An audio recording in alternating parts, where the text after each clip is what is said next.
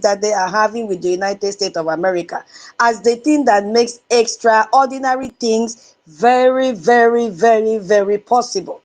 Yes, that is what Netanyahu is talking about. So if we look at it from the Biafra perspective, because the US-Israel model is exactly the model that the Biafra freedom movement must be building towards, and the Biafra Republic government in exile understand this very, very well.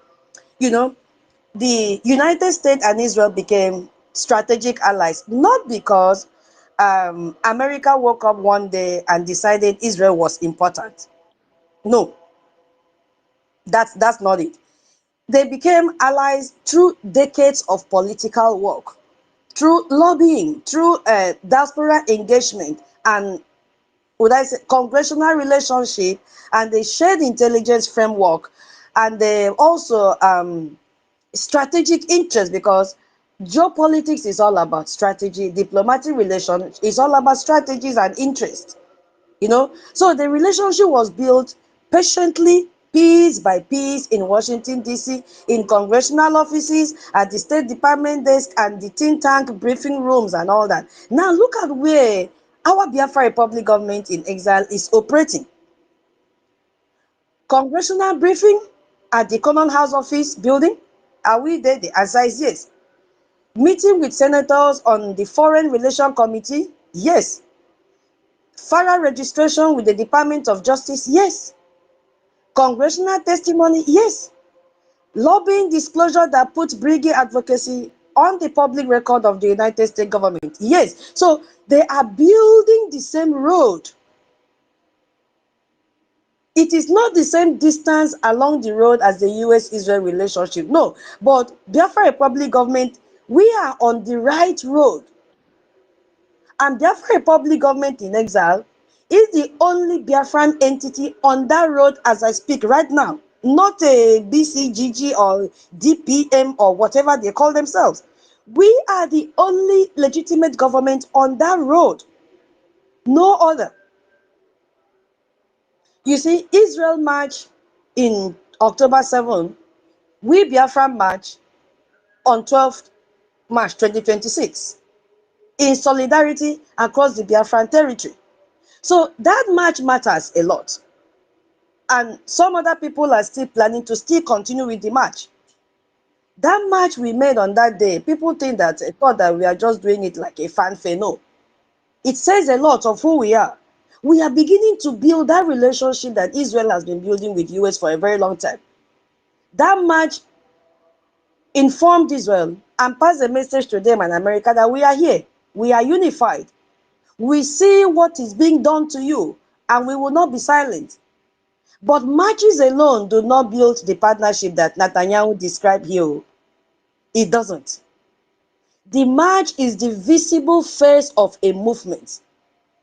The congressional briefings are its engine. So we need both. We need to march and we need to continue with our congressional briefing. That is where me and you have to come in with your J and your Gemma, so that we keep on paying our lobbies, all the diplomatic meetings and whatever the government is doing diplomatically. Funding is required. So only marching, waving the flag is not enough. It will never be enough. So the Biafra Republic government is doing in Washington, D.C., what they are doing is showing the world that Biafrans are not just watching, that we are engaging the most powerful legislative body on earth to act. This man also made another point. Yes, he made another point. He said, and he made this point and making reference to what happened in 1985. You know, because it has a connection with this Netanyahu speech, what happened in 1985.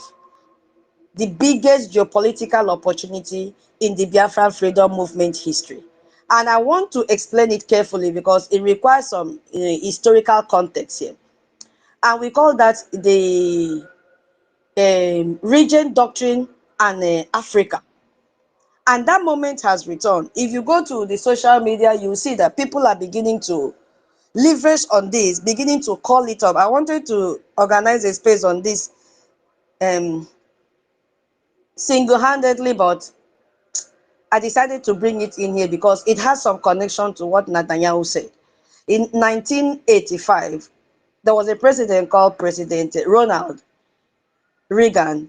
He gave one of the most consequential foreign policy speeches in American history. And he stood up in the Congress and announced what became as a Reagan doctrine. And I want to quote his word. He said, "We must not break faith with those who are risking their lives.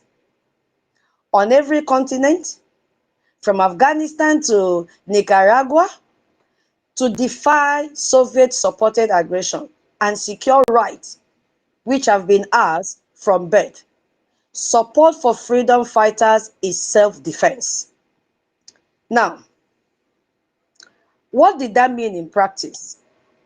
It meant that the United States government did one thing, and what they did was committed to supporting, after supporting, funding, training, and arming freedom movements anywhere in the world that were resisting governments aligned with American adversaries. That was what the United States of America did. So in Africa specifically, this region doctrine meant direct support for UNITA, that is a National Union for the Total Independence of Angola, which was fighting the Soviet-backed MPLA government in Angola. Now, the Heritage Foundation published in 1985 report specifically arguing that this UNITA now deserve America backing under this, what they call now, region doctrine, because they were genuine freedom fighters resisting communist aggression. Now, the region doctrine funded in Afghanistan. It funded contrast in Nicaragua. It funded this UNITA in Angola. And while historians debate the long-term consequences of this decision, the strategic logic was very clear. America would not stand by while groups claiming to fight for freedom were abandoned to Soviet-aligned adversaries. Now, the Cold War ended and the Reagan doctrine faded away. And for 40 years, America's African policy drifted. They focus on aid, they focus on development, and the anti-terrorism cooperation with whatever government was in power, regardless of whether those governments were serving their people or not. But something is now shifting. That is where we are coming in. Something is now shifting in 2025 and 2026. People who are close to Trump administration, people in the American Security and Council Foundation, in a conservative foreign policy circle, in evangelical and Christian advocacy network, are now calling explicitly for the revival of that Reagan doctrine. You know what I said about the Reagan doctrine? America was doing what that time? They were supporting, they were funding, they were training and also arming freedom movements anywhere in the world. Now, all these people surrounding the Trump administration now have called on Trump. Do you understand what I mean now? So they are calling for the revival of that Reagan doctrine that United States supported, funded, trained, equipped all the freedom fighters. They are telling him, Oga, it's like you now have to revive that doctrine.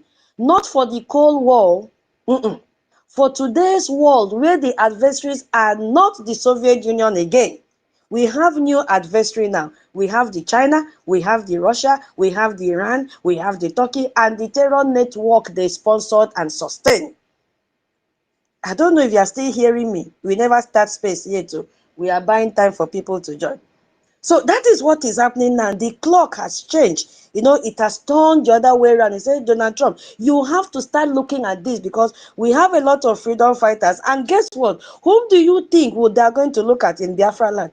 It is our Biafra Defense Forces and any other subgroup that may need to come up, put themselves to. Remember, Netanyahu said, according to Will, that it is not about being right. No, it is about being organized. It is about being ready. It is about having legal entity. Only saying we have the right cannot give you freedom. And if you look at the Biafra Republic government in exile, do we have the characteristics of all these that Will said? The answer is yes.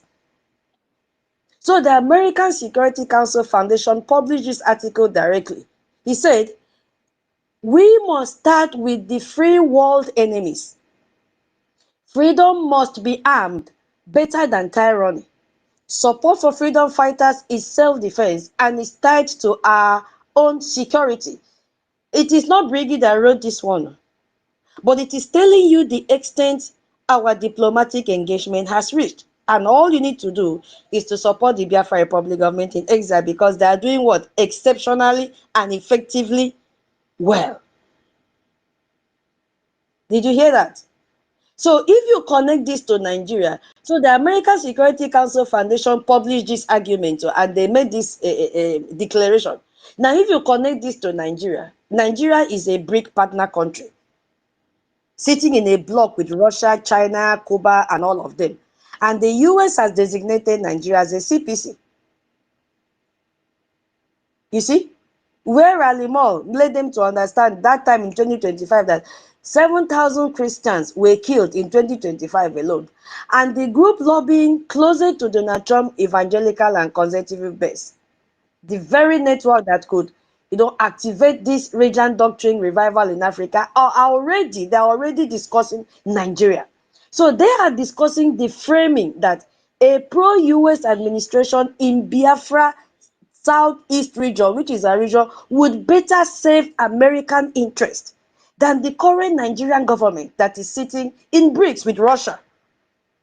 Do you get what I am saying? All we need to do is a little push. Biafra Republic government in exile has gone far. This is why Ejima called the criminal lobby. And in fact, Onyendu sacked them. They have now become the mouthpiece of the Nigerian terrorists. This is the reason why they are so afraid to mention the Biafra Republic government in exile, because they know the extent that we have gone. This is the reason why he will always put in the street, Ndi Igbo, Ndi Igbo, Ndi Igbo. He cannot mention Biafra. So imagine all these people now whispering into the ears of Donald Trump and said, it is time for you to reactivate the Reagan doctrine, because you can deal professionally with the Biafran Republic government in exile better than dealing with the Nigerian terrorist government that have already aligned themselves with UK, a terrorist country, with BRICS. All of them are supporting terrorism. So come and align yourself with the Biafran Republic government in exile. So this is the Regent Doctrine argument being made in Washington, D.C. right now as I'm speaking. Not as history, but as active policy advocacy. It is happening. All you need to do is to support. Reagan said support for freedom fighters is self-defense. Yes, it is self-defense.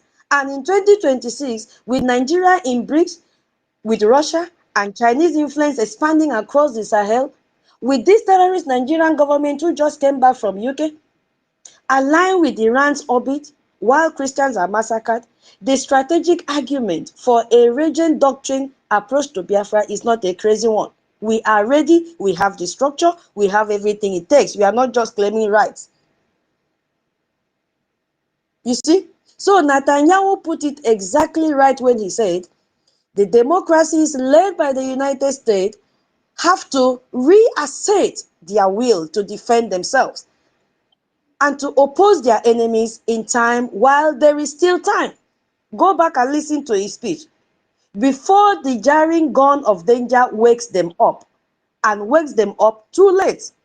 That is what Netanyahu said in that speech. So I'm connecting it to what is happening right now in Washington, D.C. with Reagan policy for you to understand the extent that we have reached. So this is the argument Biafra Republic government is making in Washington, D.C. Not a DPM or DO, what? Oh, God of mercy. Not POS, not the other one. I can't even remember their names. BBG, NPC, and all that. No. This is the argument that put Biafra on the right side of the geopolitical map that President Trump and his administration are drawing right now. BRICS and Iran and Russia are on one side. US-aligned freedom movement on the other side. So Nigeria choose BRICS while we choose the Washington, D.C. That's it. We have no other place to choose than Washington, D.C. So while on that March 2026, just few 8 days before today, we march for the world to see. We march across the Biafran territory in solidarity with the struggle, in solidarity with the principles.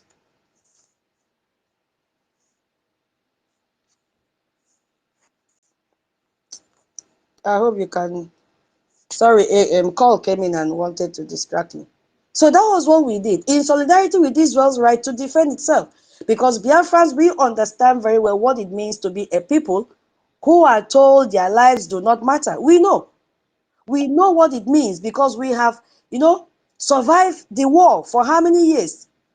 The war is still going on. So that march that we did matters for a lot of reasons. It is evidence of popular unity. We are unified with the Israel. We are unified with the United States of America. And it demonstrates what Netanyahu described when he said, the Israeli people are standing strong. You cannot build an internationally recognized freedom movement on the advocacy of leaders alone. The people must be visible, and they have seen us publicly, peacefully standing. So that march we did was Biafra standing tall.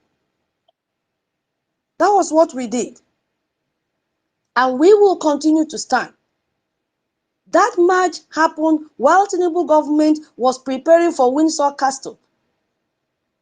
We were rolling. While Britain was there rolling out the royal carriage that they will use to carry the terrorist Tinubu. Biafrans were there giving support to the Israeli people and the United States of America. Go back and listen to what he said. He said, I am very proud of the fact that the Israeli people are standing strong, that the Israeli army is standing strong. We rose from October 7, our people, our soldiers rose like lion. That is the statement that Netanyahu said. And we Biafra rose from 1967 to 1970. From the blockade, from the starvation, from the no victor, no vanquished settlement that left our region without reparation, from the deliberate fragmentation of Biafran territory to reduce its political power. Biafrans rose from all of that. And we are still rising. We are still marching. We are still in congressional offices in Washington, D.C. We are still building that legal architecture of a government in exile. And our brother Netanyahu said his partnership with America is how Israel does amazing things. So Biafra Republic government partnership with Washington being built right now, piece by piece, in congressional offices, through FARA registration and senator meetings, is how Biafra will do its amazing things. And that amazing things will be freedom. You see, I don't know how many people we have in this space if we can start the space. So that is what happened. Biafra is not fighting a small war. No. Biafra is fighting the same war that Israel is fighting. The same war that Netanyahu described. The war between a people who decide to govern themselves and the forces, political, military, that want to keep them subjugated. That is the war that we are fighting. Because Netanyahu ended his press conference with 3 words. He said his army rose like lions from October 7th. And he said Israel is protecting not just itself, but the entire world when it fights the forces that want to destroy democratic societies. And he's absolutely correct. So while Nigeria is with BRICS, with China, with Russia, and all of them, we are here with the Western region. We are here with Israel. We are here with the US. You see where we are? So if anybody tells you that there is nothing like Biafra Republic government in exile, tell them they should go and check our website and see things for themselves. We are registered. And Reagan support freedom fighters. Netanyahu says in partnership with America, amazing things are possible. And we, Biafra, we are building that partnership. So nothing can make us to back down. It is not possible. So welcome, my people. I think we have increased in number. I just wanted to use that to prepare the minds of our listeners while waiting for people to join the space, that it is no more a child's play, the extent that we have reached, and all that Benjamin Netanyahu said today is a replica of what is happening in our freedom. There is nothing different. So I will yield my mic here for my co-host to greet the house before we start the space. So welcome, Emeka and senior citizen Stella. And everyone that joined, welcome once again. Welcome, welcome. Toti, are you there? Before we start the space. Okay, he's not close to his mic. He's in the other room. Is there anybody that wants to say anything to? And okay, you are there. Yeah, if your place is noisy, no problem. Do you have anything to support what Israeli Prime Minister said before we start the space?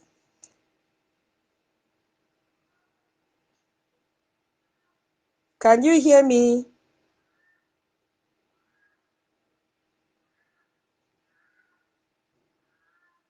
Can anybody hear me? Okay.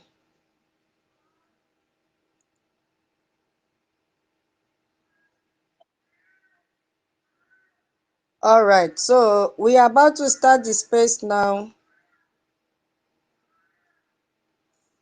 Thank you so much. We are about to start the space now, and I welcome each and every one of you. Welcome to Briggy Space. Welcome, welcome, welcome. Please, you can send your, if you have made pledge for the space donation, kindly send your receipt to me. Tomorrow is our fundraising. I will only announce those that have given me their receipt. Yeah, so that the account will tally. Oh, okay.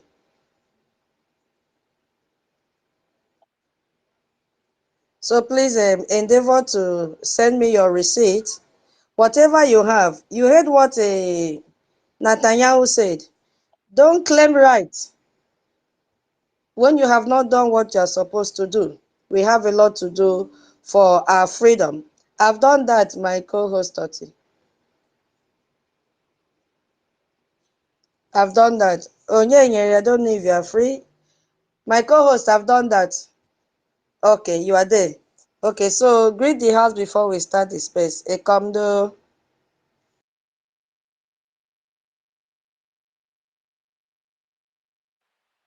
Yeah, Tutos, am I coming out now? Yes, yes, you are. Welcome. Oh, thank you very much. I've been battling with Elon and his boys, you know. They keep attacking my hand, but I don't know what I did to these people. Please, they should leave me alone. I'm only fighting for my freedom, and everyone here that is speaking on Brady Space is also fighting for his or her freedom. And I believe it's our right to speak for ourselves. Since the world have refused to speak for us. So we are speaking for ourselves. So they should allow us, they should give us that space and allow us to speak our truth. Yeah, thank you very much, Tutos, for hosting us here today. Although, you know, when I answered your question, I just made a brief greetings to every one of us here. But let me just please pardon me, Tutos. Just give me like 2 minutes. I know, say, they say I dey talk too much, but please. Yeah, I want to especially recognize our leaders, Mazi Nnamdi Kanu, and also our first Prime Minister, Mazi Simon Ekpa. We all know where they are today, and then they are part of the reason why we as a people are still preaching and propagating the gospel for the freedom of the Biafran people. And I also want to appreciate our active Prime Minister, His Excellency Mazi Oge for all his wonderful works that he's doing for the Biafran people. And I also want to appreciate all the ministers in the space, and I also the honorable members in the space. Mazi Emeka, greetings to you. Um, Mazi Onyenyere, yeah, greetings to you. Our lovely Sister Iwu, it's time for you to hand over. You understand? You have hold that position for so long. We expect you to be coming up to the mic now. We know that you're busy, but please, from time to time, we would like to also hear your voice as well because you are very, very, very much important in what we are doing. Likewise, every one of us here, we all are very, very much important, and the space is always open for every one of us to come up and air our views. You understand? Every idea is very, very much important at this point in time. It doesn't matter the language that you want to use to, tell the world our truth. If it's something that needs to be interpreted, it will be interpreted. You understand? To the international community, you can come up here. We have even broken English that we can be able to use to also communicate to the international community as well. Also, I want to appreciate all the supporters of the Biafran Republic government in exile and every one of us that have been putting in our funds in making sure that the gospel of the Biafran people did not, go into oblivion because that is what the enemies of Biafrans have been, fighting so hard to achieve. But the Biafran Republic government in Nigeria have been able to, stand their ground because they are built on solid rock. And I also want to thank every one of us here once more. We should keep doing what we are doing, and I promise every one of us that at the end of the day, Biafra will be achieved because we all are seeing the effort that the Biafran Republic government in exile have put so far and continue to put in Washington, D.C. That is what is making the Nigerian terrorist governments to be running all over the places looking for a soft landing, how they can be able to escape this diplomatic war they started with the Biafran people because for so many years and for so many decades, they have been going out there to tell the international community that we, the Biafran people that have been speaking and fighting against the Christian genocide that has been happening in Nigeria for decades, they always go out there to tell the international community that we are the problem. But that stopped immediately. The Biafran Republic government in exile come into purpose. And now they are running helter-skelter looking for a soft landing. But for them not to have soft landing also depends in our hands. We are the people that have put them on their toes, and we are the people that will still make sure that they did not get a soft landing regarding the Christian genocide, because this Christian genocide is the reason why they went all the way to Kenya to kidnap our supreme leader and extraordinarily rendition him from Kenya to Nigeria. And not only that, they kept him for more than 5 years in DSS dungeon, and finally they unjustly imprisoned him to life in Sokoto prison today. And the same reason of this Christian genocide is the same reason they went to, to Finland and did what they did there. And then the Finland government fell for their lies, fell for their gimmicks, or for their own selfish interests. And today, our first prime minister is in prison in Finland, serving a 6-year jail term. And then the Biafran Republic government in exile have stepped in to correct all those fallacies, all those false narratives that the Nigerian terrorist government have been pushing out there for them to continue killing us with impunity, killing our women and children. And if you all see what is happening back home now, yesterday they threw a bomb somewhere in Biafra land that destroyed home, but for God so kind, nobody lost their life, according to the reports that came out from there. And that is how they have been burning and bombing the Biafran people for decades and centuries from now. So we should always, try and make sure that the Nigerian terrorist government doesn't get a soft landing at this point in time, because it's the last battle between we and them. And that is why we always come up here on Briggy Spaces to encourage every one of us to be focused and please do more as we continue to fight for our freedom. So thank you very much, and to those, I use my mic. Thank you.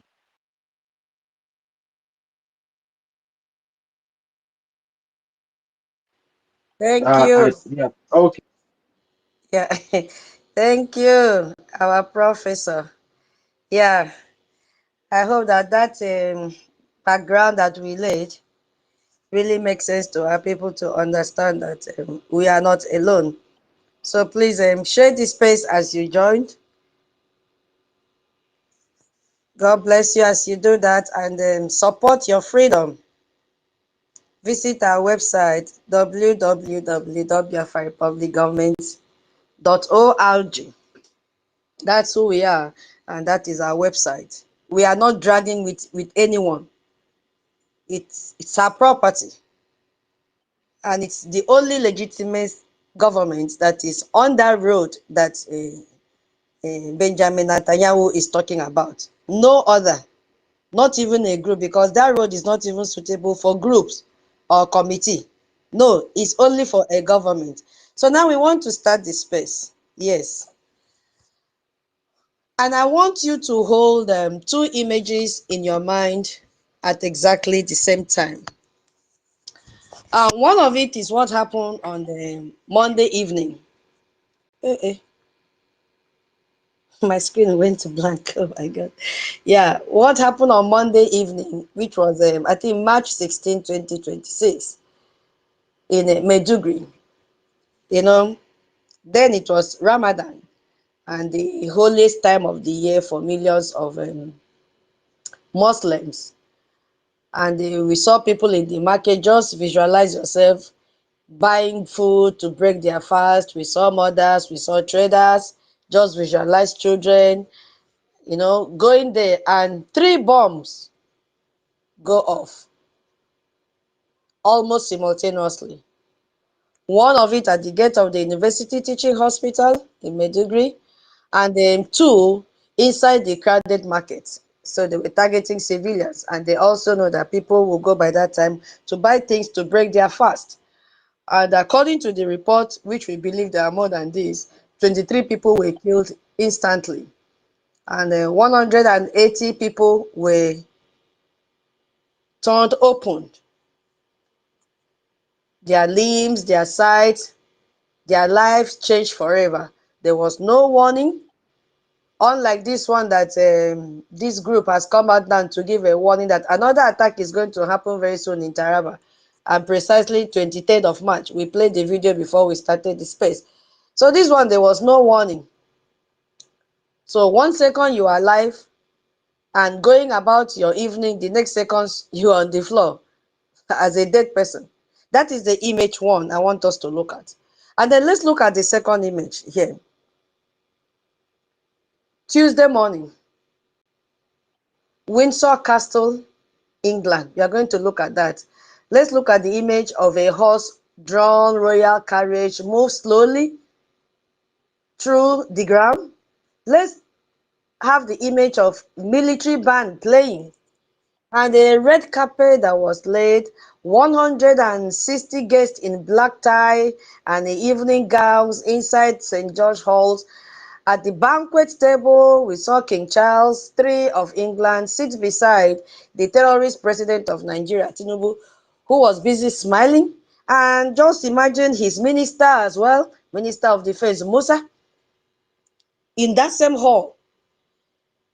Visualize, because not even to visualize, I said image. Yeah, it's also visualizing things.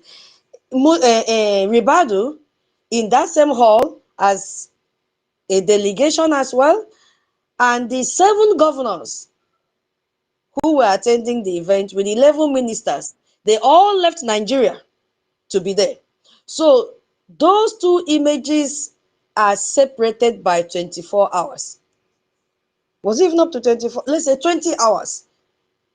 Not days, oh, not weeks, 20 hours. Let me put it 20 hours. So welcome once again. My name is Tutos as your host. We finished the first part.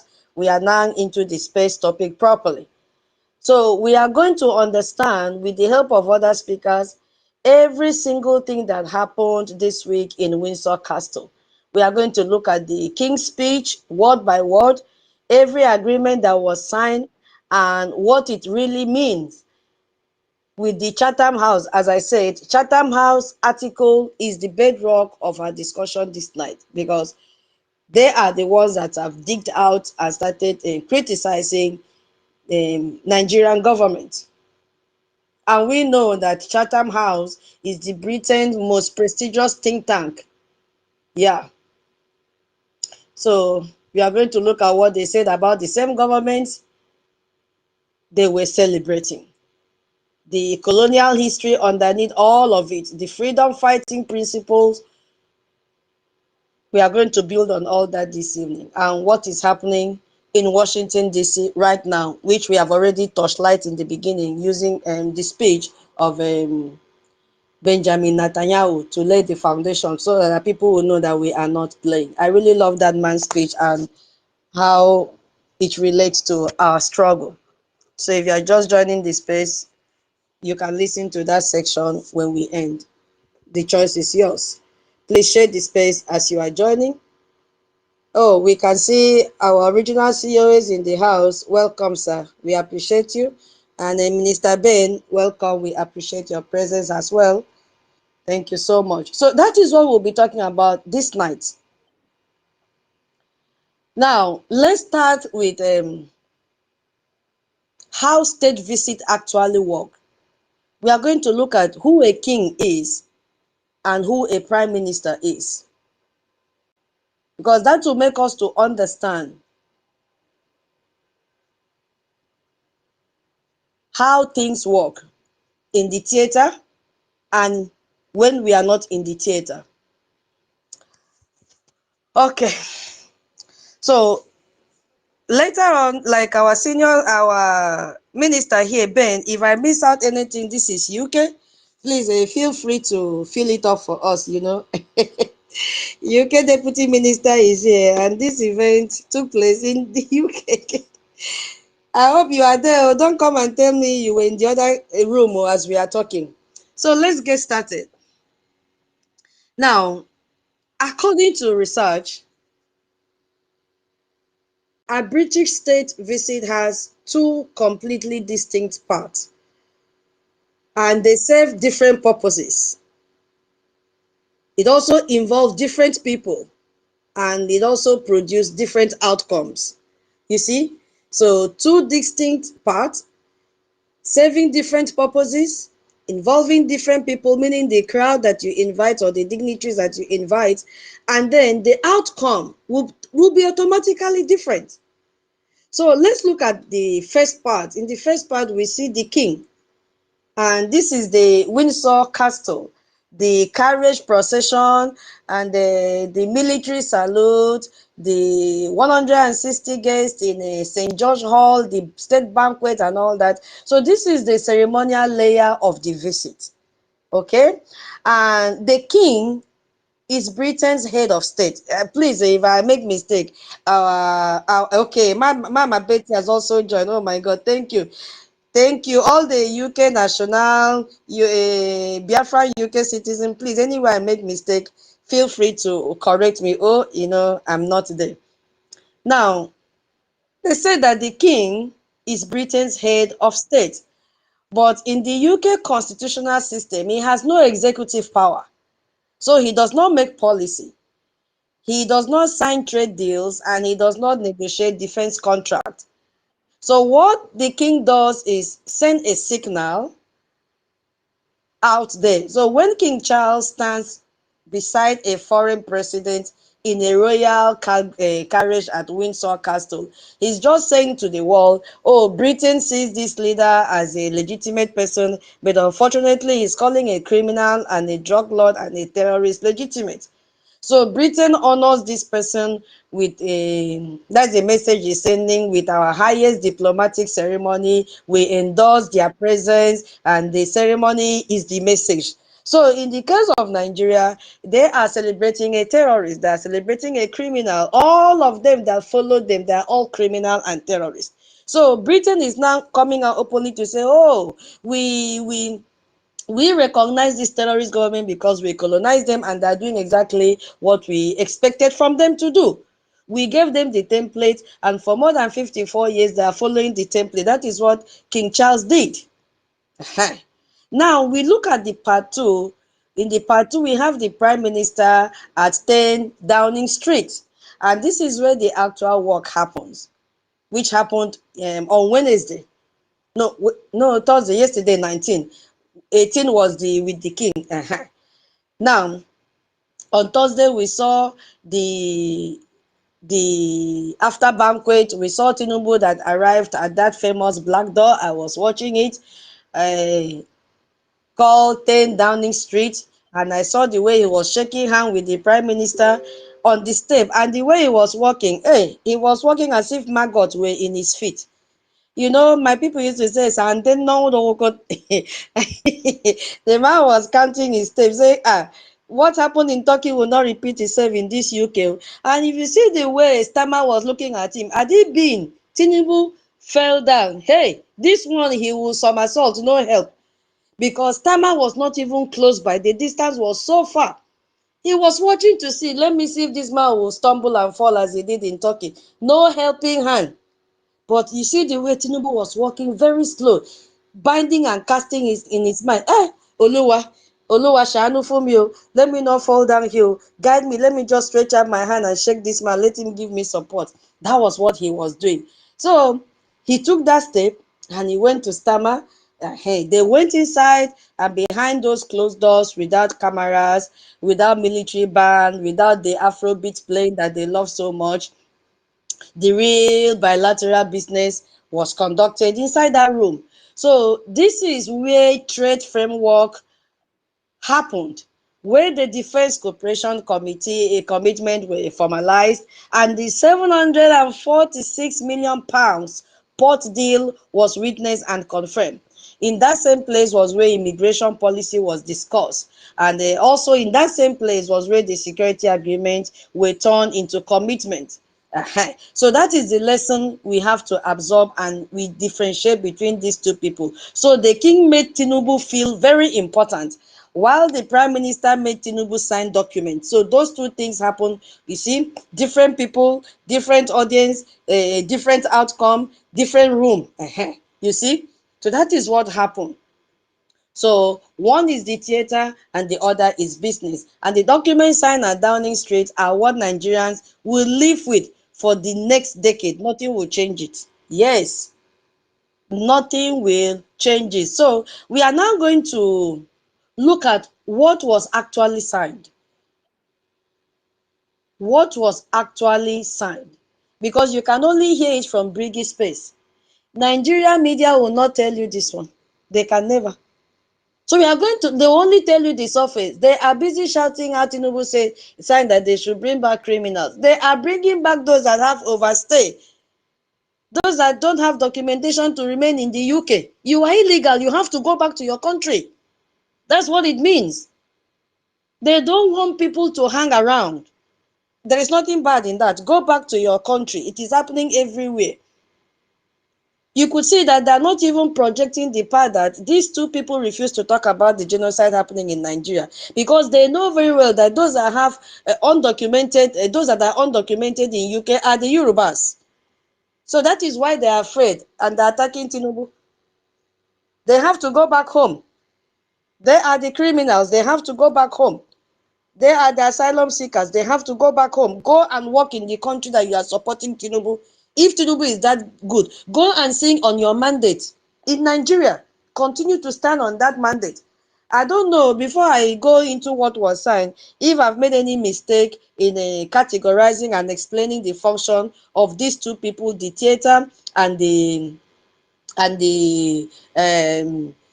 official office of the Prime Minister. Did I mix up anything? UK mmadụ. UK mmadụ. Any mistake, please, before we continue? To differentiate between the Prime Minister and the King and their responsibilities. Any mistake?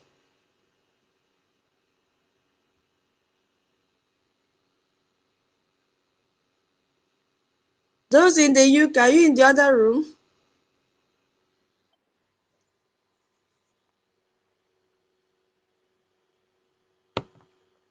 Okay, thank you. So I should go ahead. I have to be assessed. I don't want to pass wrong information. Thank you, Minister Ben. Thank you. Thank you. All right. So, what was signed? That is what we want to look at. What was signed and what does it mean to you and me? Thank you. Oh, Augustina, you're also there. Whoa, thank you. Thank you. Anywhere I make mistake, you let us know. Just raise up your hand and I will pause and get the correction because we are all here to learn. So let's take it one by one. We are not going to look at all. We are going to look at three agreements that were signed in that place. That is what we are going to look at. After the agreement, we'll pass the mic and we have a discussion on it. So I'm going to start with the agreement that got the most attention, the one that the Nigerian government celebrated the most because they are mumu, which is a £746 million port financing deal between UK Export Finance, the Nigerian Port Authority, and the Federal Ministry of Finance. And I want to correct the framing that the Nigerian government is using.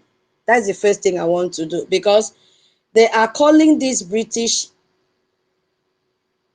signing of this money that they signed, they are calling it British investment.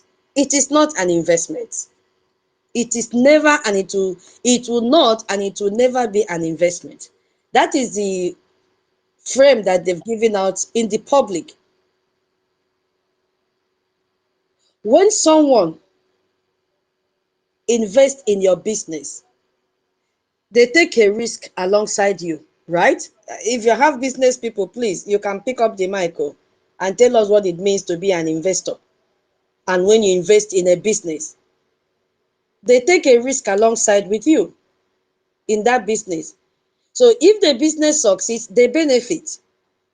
If it fails, they lose their money as well. So they have skin in the game. What UK Export Finance does is something completely different. Completely different. UK Export Finance is the British government export credit agency. Its entire purpose, written in its mandate, is to support British companies exporting goods and services abroad by guaranteeing the financing. So when the Nigerian media and all of them are framing it, it's wrong. The way they're framing it is wrong. It is not British investment, no. Mbano, it's not. So what it means in practice is that the British companies win the contract to do the port work.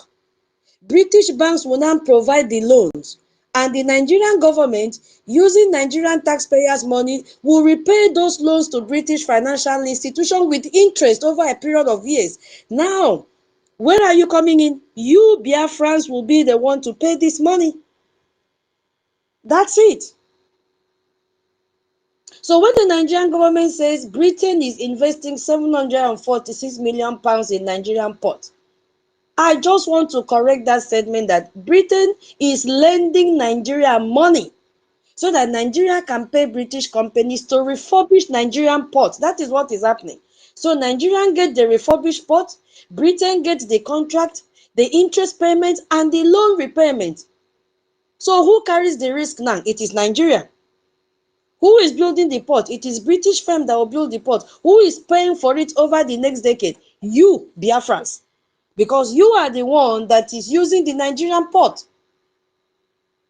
You see the reason why Tinubu had to give you washing machine, gave you laptop, gave you a deep freezer to do what? To continue to generate revenue for them because Biafrans are Jackie in Nigeria.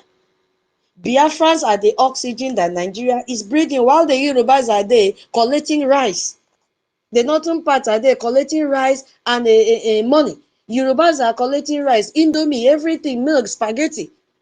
He has given you tools to work like Jackie, continue to generate revenue for them. So you are the one that will pay back this loan because you are stupid.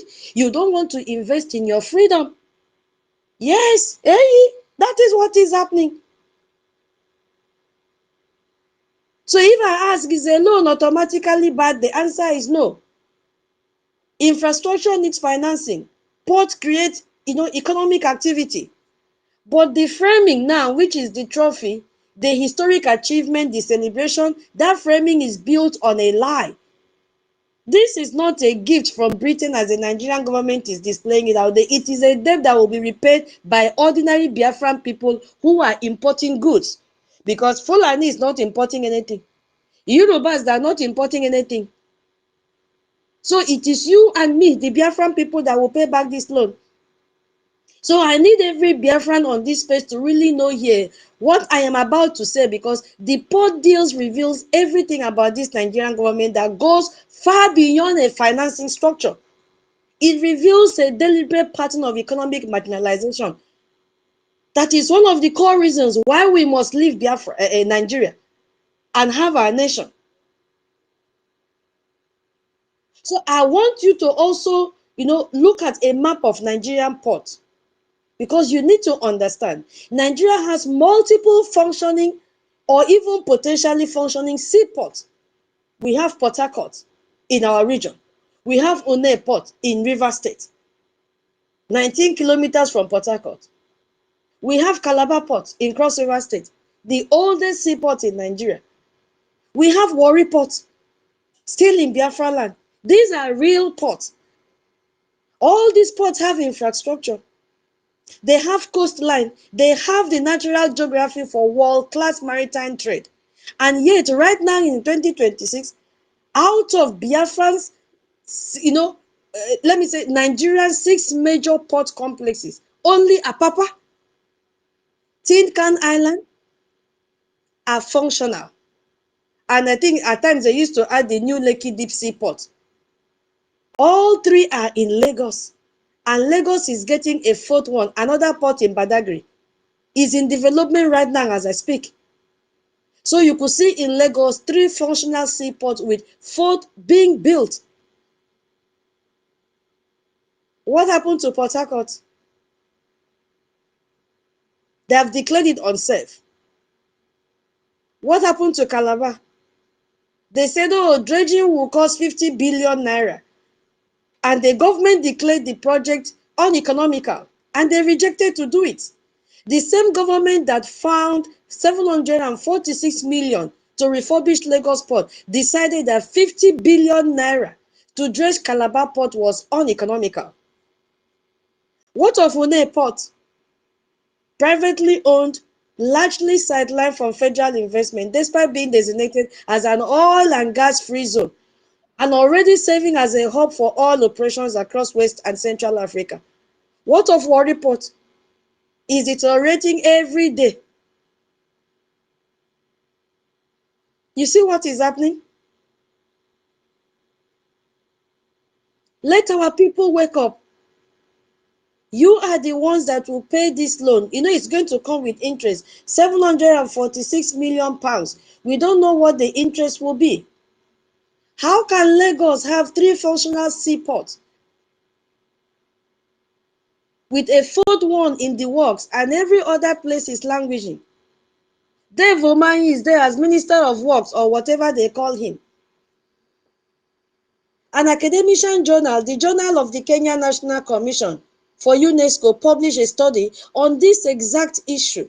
And the researchers found that influential entrepreneurs and political figures in the Biafra territory, due to their interest in Lagos Seaport, are not in support of seaport decentralization policy, with fears that such action would result in the collapse of their shipping investment in southeastern Nigeria, which is true. So in a plain language, powerful Lagos-based business and political interests are actively lobbying against port development in Biafra land, because functioning seaport would reduce the monopoly that Lagos Port currently holds over Nigerian maritime trade. That is what is playing out today. So every Biafra importer.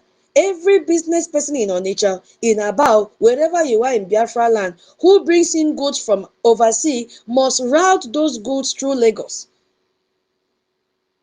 You have to pay Lagos clearing agent. You have to pay for transportation on the Lagos Eastern Road as well. A journey that can take days because of the distance and the notorious condition of that highway and kidnapping as well. You are not even sure of receiving your goods. But if we have our nation, do we stand the risk of all this? The answer is no. But you don't want to fund your freedom. When they bring your goods, they have to pass through illegal checkpoints. When Nigerian military, all those days will come out, as soon as they know that container is entering our route, they must come out to seize it.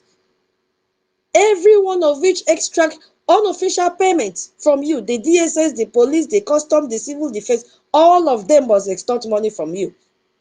So by the time those goods now reach our region, Biafra land, their prices has been inflated by logistic cost, by extortion, and even as well as delay. Costs that are not borne by a Lagos importer who clears goods 10 kilometers from the port. And then those same Biafran importers, they pay tax to the federal government. The federal government tax that go into the federal account. And from the federal account, where do you think the money is going? The Nigerian government takes a decision to put 746 million pounds worth of infrastructure financing into Lagos port. So the Biafran importer pays the tax.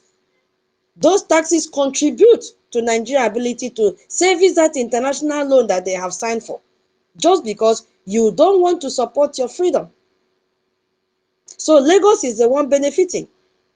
And Aonyendu called this economic strangulation. And he was right when he called it. It is documented there. It is in academic journal as well. And it is acknowledged by independent economists. And this week at Windsor Castle, the terrorist Nigerian president and the King of England celebrated the deepening of a financial arrangement that will continue to, that strangulation for the duration of the loan repayment. And I also want us to understand something. We forget easily that during that Nigerian civil war that ended in 1970, I'm not sure it is still ongoing, it has not ended. The federal government, the terrorist government Nigeria, enforced a blockade on us Biafrans. Part of that blockade was economic, cutting off our access to port and trade routes to economically strangle the secessionist territory into surrender. And we had to let it go because once they blocked, there was that blockade. What did you think people would do? We had to surrender. More than 5 million people died. And they died mostly from starvation and disease during that blockade. And in 2026, the tools are different. Right now, as we speak, there is no military blockade. Instead, there is the systematic underdevelopment of our region ports. While Lagos receives international financing, there is the rejection of Calabar port, dredging as uneconomical. That is what they quoted. While Lagos gets its fourth port, so there is a slow decommissioning of Rivers port as I speak, while Apapa port gets 746 million pounds. So the blockade of 1967 to 1970 used gunboats. The blockade of 2026 uses Nigerian Port Authority policy and UK Export Finance Agreement. That is the difference. But is there blockade? The answer is yes. And the same time colonial power that supplied weapons to the Nigerian terrorist government during that war, this same Britain, which allowed the supply of arms to the federal side while we were starved, is now signing the financing agreement for the next phase of Lagos port dominance at Windsor Castle with a state banquet, calling it a partnership of equals. So this is why Biafra must be free, not just because of ideology, but because of economics, because of documented research, public evidence that the Nigerian terrorist government infrastructure policy systematically directs resources to the southwest, to the northern states, while our region, Biafra, is suppressed. And because as long as we Biafrans are in Nigeria, paying taxes into a federation that builds Lagos while Calabar rots, that economic strangulation will have to continue. And it continues with British financing. You know, some of you here may say, oh, but One port is in River State, not Southeast. Why are you calling it Biafra? Yes, the Biafran territory, I want to remind you, includes Old River State, Old Delta State, Old Cross River State, Old Anambra. In fact, go and look at the map of Biafra and see things for yourself. Don't let me come here and be teaching you what is in the public domain. All these regions are in Biafra territory. It is there in our map. We have 40 states of Biafra. Go and look at it. So the Nigerian administrative boundary placing River State outside our region is itself a product of the deliberate fragmentation of our territory through state creation after the Civil War. Another tool of political and economic control. So go there and see that all the places I've mentioned, they are in Biafra territory and nothing can remove them from that place. I don't know if anyone have anything to say to this first agreement before we go to the second one.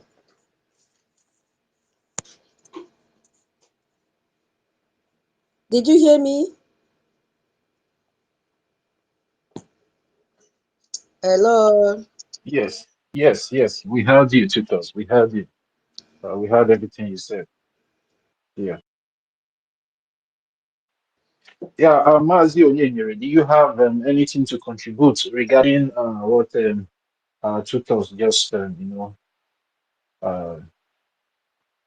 said on the space? Okay, thank you very much.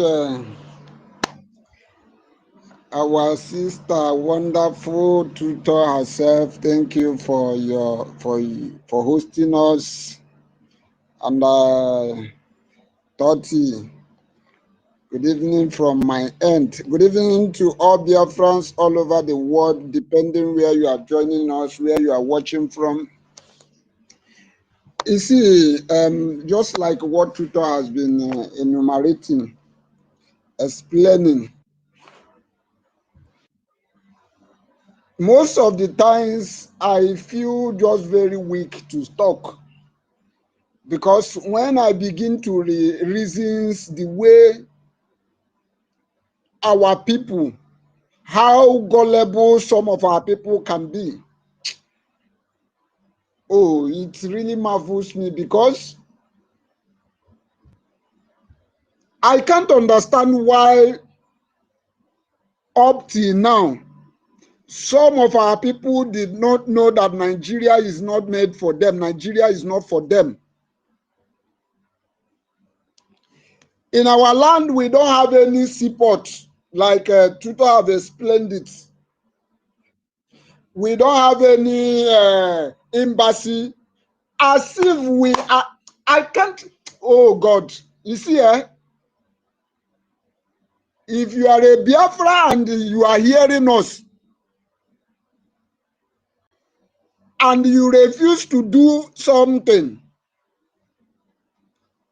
But what marvels me is how gullible some of our Biafrans can be. Some of our brothers, our Biafrans, believe that it is only just to talk. That is only what can give us Biafra. Like people that call themselves IPOB Nigeria, if you come to protest, that is where you will see them. That is where you will know that. So these people are still existing. Like I saw they protested in London or in UK.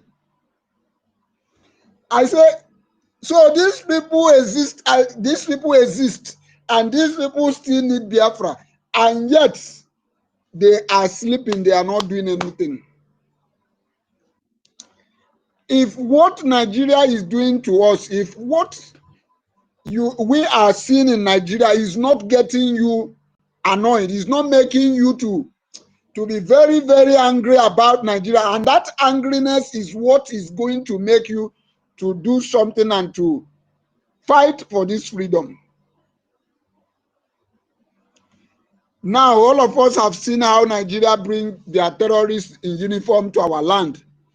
Why Plateau is bleeding, why Benue is bleeding, why Para is bleeding, why all the northern states are bleeding, but there is no military anywhere. But some of our people will be supporting these people. Some of our people, because of money, will be the one heading or leading the way, the road with these people. Like I saw one useless old man. It pains me when I see this man talking. And the spirit of Biafra wanted to break him, fall him down on his chair.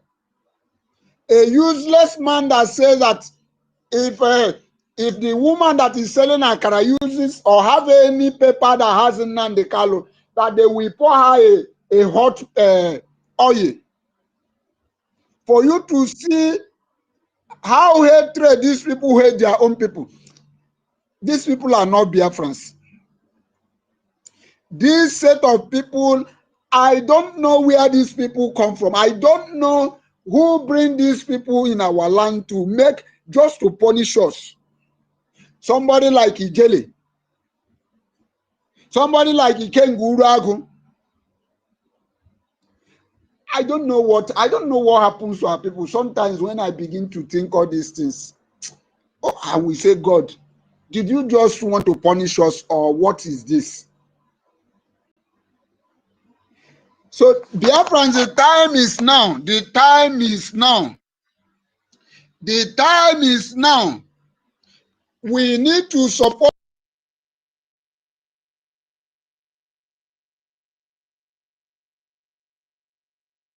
handling or crushing these people. We may not be heading anywhere. So I just want to encourage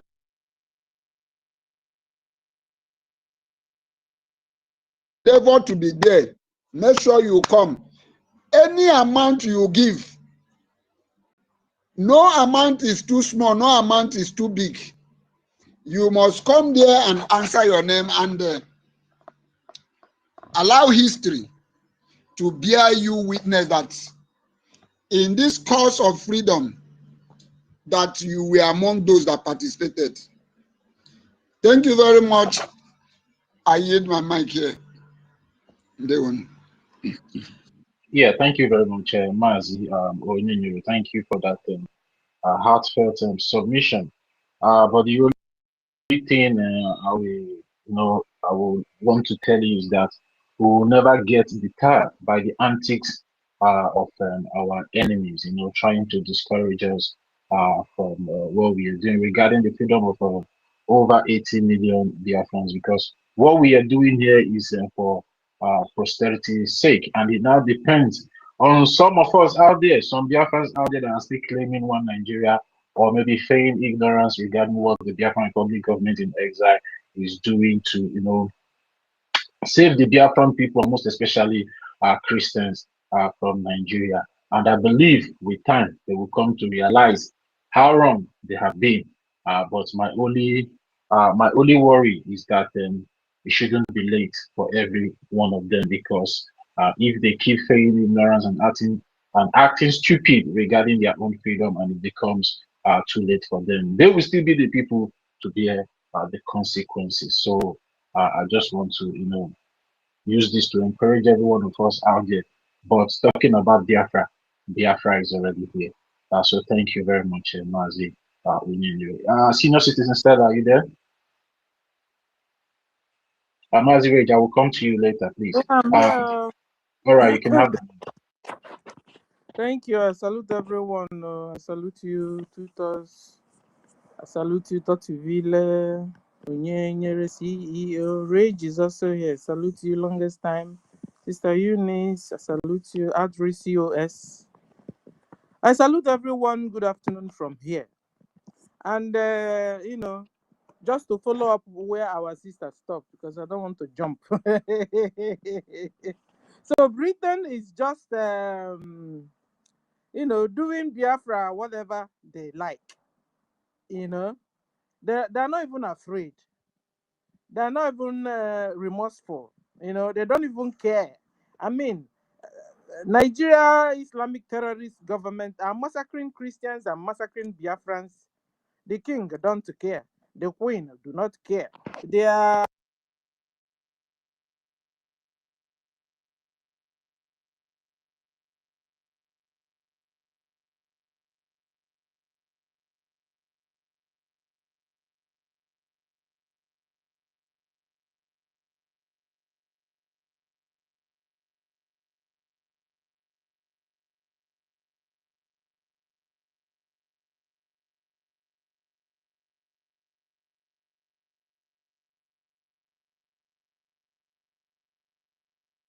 Senior citizen, are you there? You are muted. Please unmute yourself. We can't hear you. Senior can citizen, if you can somebody hear, hear me? yeah, we can hear you now. We've not been hearing you for like 20 or 25 seconds, so you Sorry, can pick it up from there. Yeah. sorry. I don't even know where I stopped. Anyway, let me start all over. I was saying that Britain don't care. They don't care how many have died. In fact, a nation that could block the entrance of food and millions of children died out of hunger. I don't even know what else. What would be the worst? I mean, what will be worse than what has happened already? They don't have our goodness in heart. They don't care. The king don't care. The queen don't care. You know, the general government, they don't care.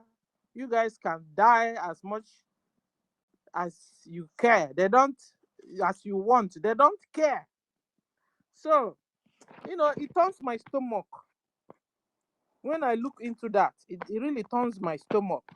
I don't know how one will be working with the devil and expecting the devil to repent, or expecting the devil to have another thought, or expecting the devil to change, or expecting the devil to do something differently better. I don't know how. The only way out and the only way forward to this mayhem we found ourselves in. I mean, we were all born, we woke up. I will never forget what my mother used to say those days. She said, Nyaftowa. Let me say it in Igbo first of all. Nyaftowa. Na no maka queen na. Nya na kanka queen ka gwikwele gwi.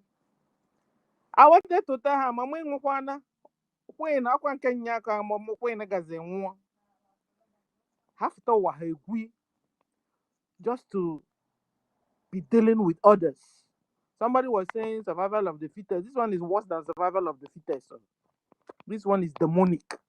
This one is evil. Like, you see how I shaped my evil in the face of men. Then imagine God. You understand? It's just like how people will say, oh, Jihenwata. No, this will Jihenwata. Eh? Oh, Jihenwata will never bring down his hand. He will not be tired of raising his hand.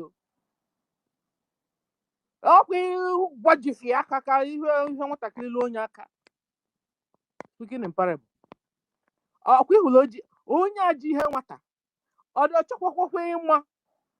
He doesn't care. So you can wait till thy kingdom come. Biafrans.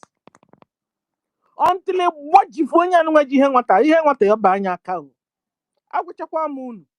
every day they are using another system and another system. There's no system and gimmicks and there's no system they don't use. You understand? Now, for the first time, I now found that I'm noticing a pattern. Each time they want to brainwash, they want to plot against you, they want to, make you do what you don't really want to do in a normal situation. They will not tell you, okay, you know what? Let the best of the courage, the golden courage, come out. Let it carry you, all of you, all your gangs and mafias and everything follow you. Let the royal carriage carry all of you. Is it not the same thing they did to Trump? Trump went back and Chiaha Waka. In fact, that was where the fight between them and them started.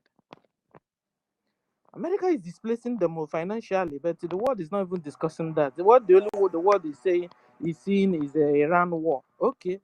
But the underground of the Iran war is a real fight between America, Israel, and Britain even. You understand? Because they are the real papa devil behind it, manipulating the whole world, all manipulating. And they also have a connection with the Iran and the Arab. So they are one and the same.